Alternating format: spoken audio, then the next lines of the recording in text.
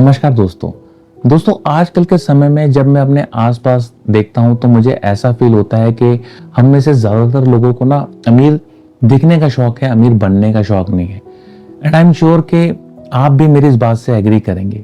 तो आइए आज के इस कंटेंट में हम बात करते हैं वो कौन से ऐसे रीजंस हैं जिसने हम लोगों को पीछे रखा हुआ है और उसके चलते हम कभी भी नहीं सकते। तो चलिए ये कंटेंट करूंगा मैं एक छोटी सी स्टोरी के साथ जो कि मेरी लाइफ से रिलेट करती है और जिसने मेरी लाइफ पे बहुत इम्पैक्ट किया है। ये बात 90s की है। उस टाइम पे दिल्ली में लॉटरी लीगल थी। मेरा एक कजन था जो उस टाइम बहुत पैसा कमा रहा था लॉटरी के काम से। लॉटरी खेल कर नहीं, लॉटरी खिलाकर। ये बात याद रखिए कि कभी भी जुआ खेल के पैसा नहीं बन सकता, बट हाँ जो जुआ खिलाते हैं वो लोग अमीर हो जाते हैं। तो उसने उस टाइम पे बहुत बनाया। 90 मोबाइल एक स्टेटस सिंबल था। लोगों के पास शायद पेजर भी नहीं होता था उस समय। मेरे उस कजन के पास तीन सीमेंस के मोबाइल थे। मुझे उसका मॉडल नंबर याद नहीं आ रहा, बट उसका इतना लंबा साइज होता था फोन का। और उसके पास वो 3 फोन थे जिसपे वो कोऑर्डिनेट करता था अपने बिजनेस के लिए। और हम भी कभी कभी शौक में चमकाने के लिए दोस्तों को उसका फोन लेते थे। वो जो भी कमाता वो सब खर्च कर देता था अपने शौक पर। उसके पास उस टाइम पे कार भी थी, उस टाइम पे 3 मोबाइल भी थे, रोज बाहर खाना पीना था, रोज यारी दोस्ती थी। जब आपके पास इस तरह से पैसा आना स्टार्ट होता है ना तो आपके यार दोस्त भी बन जाते हैं, एडिशनल यार दोस्त बन जाते हैं जो सिर्फ उसी समय के लिए होते हैं, बाद में आते। क्योंकि मेरा कजन था तो बहुत ऑलमोस्ट रेगुलर मिलना जुलना था। तो एक दिन मदर ने बोला कि बेटा तू एक मकान ले ले। तो पता उन्होंने क्या जवाब दिया मेरे कजन ने। उन्होंने बोला कि आंटी बड़े बड़े सुपरस्टार, बड़े बड़े रेस लोग किराए के मकानों में रहते हैं, तो मुझे मकान की जरूरत नहीं है, आई कैन मैनेज। तो ठीक है भाई, सबका अपना अपना हिसाब किताब होता है। तो ठीक है, जैसा चल रहा था वैसा चलता रहा। बट ग्रेजुअली सरकार ने फिर डिसाइड किया कि लॉटरी को बैन करना है। लॉटरी बैन हो गई और उसके बाद से धीरे धीरे उसका जो करियर ग्राफ था, उसका जो सक्सेस था वो डिक्लाइन होता चला गया। कुछ समय बाद मेरे कजन की ऐसी हालत हो गई कि उसके पास मतलब कुछ भी नहीं बचा। Everything was vanished. And gradually उसकी फैमिली में भी डिस्प्यूट होने स्टार्ट हो गए, उसकी हेल्थ भी डिटेरियोरेट होने स्टार्ट हो गई और उसको एक medical problem, rare medical problem ने भी घेर लिया, जिसकी वजह से वो एक बहुत छोटी उम्र में ही इस दुनिया को छोड़ के चला गया। एंड जब वो गया ना तो उसके पास कुछ भी नहीं था। तो वो देख के मेरे को बहुत दुख हुआ कि यार एक बंदा जो लाखों में खेल रहा था उस टाइम पर और वो इस तरीके से दुनिया से चला गया। तो उस स्टोरी ने, उस एक इंसिडेंस ने मेरी लाइफ को बहुत इम्पैक्ट किया। तो उससे मैंने कुछ बातों को सीखा जो मैं आपके साथ शेयर करता हूं। First, want over needs.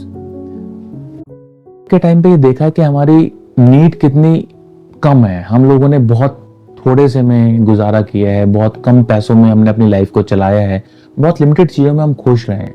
बल्कि घर में रहते थे और अपनी फैमिली के साथ ज्यादा टाइम डिवोट करते थे। उस टाइम बहुत ज्यादा पैसे की जरूरत नहीं थी। जो इंसान इस फंडे को अपनी लाइफ में समझ के चलता है ना तो वो इकोनॉमिकली प्रॉस्पर करता है। हमें अपनी हमेशा वांट्स को कंट्रोल में रखना चाहिए और नीड्स की तरफ ज्यादा चाहिए। Second, lifestyle inflation. अब ये लाइफस्टाइल इन्फ्लेशन क्या होता है? एक तो इन्फ्लेशन होती है जो साल दर साल हमारे देश में जैसे चलती रहती है, हर साल कुछ चीजें महंगी होती रहती हैं। और एक होती है लाइफस्टाइल। अब लाइफस्टाइल इन्फ्लेशन क्या है कि बॉस मेरे को तो हर साल ना एप्पल का नया मॉडल चाहिए। अरे भाई क्यों चाहिए? बॉस मुझे तो एसयूवी ही लेनी है, मैं छोटी गाड़ी में मैं कंफर्टेबल नहीं होता, मेरे बच्चे अनकंफर्टेबल फील करते हैं छोटी गाड़ी में। अच्छा भाई, मेरे को तो 4 कमरे का मकान ही चाहिए। अरे भाई ये सब क्यों चाहिए? जितनी आपकी नीड है आप उतना काम करो। मैं कह रहा हूं कि अगर आपकी पॉकेट अलाउ करती है तो आप 10 एप्पल फोन खरीदो, बट फोन का मतलब ये नहीं है कि आप कर्ज लो। आपकी सैलरी 20,000 रुपए और आप 1 लाख रुपए का फोन ले लो। आपकी सैलरी अलाउ कर रही है कि आप 5 लाख या 7 लाख तक की गाड़ी ले सकते हो, आप 20 लाख की गाड़ी ले लो। आप 2 कमरों में आराम से गुजारा कर सकते हो, बट आपको 4 कमरे का मकान चाहिए। तो जब हम इस तरह के लाइफस्टाइल इन्फ्लेशन में फंसते हैं, और बेसिकली क्या है ना कि सोशल मीडिया की भी बहुत ज्यादा प्रभाव है हम लोगों के ऊपर, तो फिर जो इंसान इस ट्रैप में जाएगा वो कभी भी रईस नहीं बन सकता, वो कभी भी अमीर नहीं बन सकता, स्पेशली आदमी। थर्ड जो मुझे बहुत इंपॉर्टेंट एस्पेक्ट लगता है और जो सोसाइटी में बहुत लैकिंग है, वो है सेविंग्स एंड इंश्योरेंस।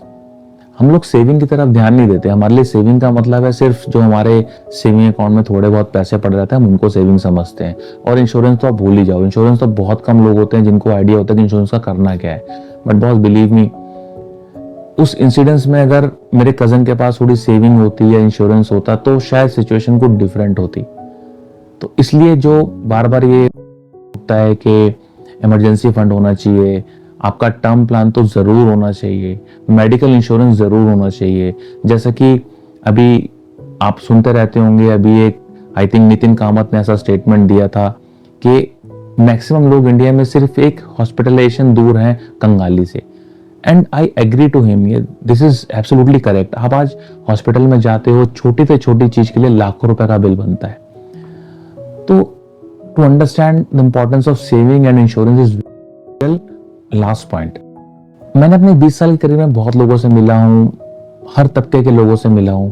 मैंने एक चीज नोटिस किया, हम लोगों के पास ना लॉन्ग टर्म विजन तो बिल्कुल ही नहीं है। अब आप खुद सोचो, आप एक life is like a journey, आप एक ट्रैवल कर रहे हो, आपको ट्रेन का टिकट लेना है, तो ऑब्वियसली आप पॉइंट ए और पॉइंट बी, जो आपका जहां से चलना है और जहां उतर जगह आपको पता होना चाहिए, तभी आप टिकट भी परचेज कर सकते हो। बट लाइफ में ऐसा नहीं है, हम चल पड़े बट हमें जाना कहाँ है। तो आपको अपनी लाइफ का गोल बनाना जरूरी है। लाइफ की जर्नी नहीं हो सकती अगर आप अपने हिसाब से गोल नहीं बनाओगे, तो लाइफ अपने हिसाब से आपको गोल अलॉट कर देगी। तो इट्स वेरी इंपॉर्टेंट कि लाइफ में गोल होना चाहिए, एक विजन होना चाहिए कि मेरे को अपने लिए क्या करना है, मेरे को अपनी फैमिली के लिए क्या करना है, मेरे को पेरेंट्स के लिए क्या करना है, मेरे को अपने फ्रेंड्स के लिए क्या करना है। You should be clear enough. 100% life में कोई भी जज नहीं कर सकता चीजों को या प्रिडिक्ट नहीं कर सकता, बट स्टिल हम कुछ तो अपने लिए एक फ्रेमवर्क बना के रख सकते हैं ना, कि मेरे को लाइफ में इस तरीके से चलना है। तो फ्रेंड्स, अच्छी लाइफ का मतलब है कंटेंटेड लाइफ। हम मैक्सिमम लोग भारत में करोड़पति नहीं हो पाएंगे, बट इसका यह मतलब नहीं है कि वो लोग खुश नहीं रह सकते। अगर हम अपने फाइनेंशियल मीन्स के साथ अपनी लाइफ को अलाइन करें और एक प्रॉपर प्लानिंग के साथ चलें, तो आई एम वेरी श्योर कि हम लाइफ में डिसेंट लेवल ऑफ हैप्पीनेस को अटेन कर सकते हैं। And it is my conviction and believe me, for this planning looking poor is important. Looking poor का ये मतलब नहीं है कि हम लाइफ में सारे एंजॉय करना छोड़ दें, घूमना फिरना छोड़ दें, खाना पीना छोड़ दें। नहीं, हमें लाइफ में एक बैलेंस करना है। अगर कोई काम हो सकता है ना, तो उसके लिए 10 रुपए ही खर्च करने, उसके लिए 100 रुपए खर्च नहीं करने। This is only required for a balance life and that is why looking poor is important. I am sure आप भी बहुत सारे ऐसे लोगों को जानते होंगे जो इस तरह के ट्रैप में हैं या परेशान रहते हैं। तो आई रिक्वेस्ट कि आप ये वीडियो उनके साथ शेयर करें, जिससे कि हम लोग इस तरह की अवेयरनेस को के साथ शेयर कर पाएं और एक दूसरे की हेल्प कर पाए। आपने इस कंटेंट को यहाँ तक देखा, उसके लिए धन्यवाद। मिलते हैं अगले वीडियो में।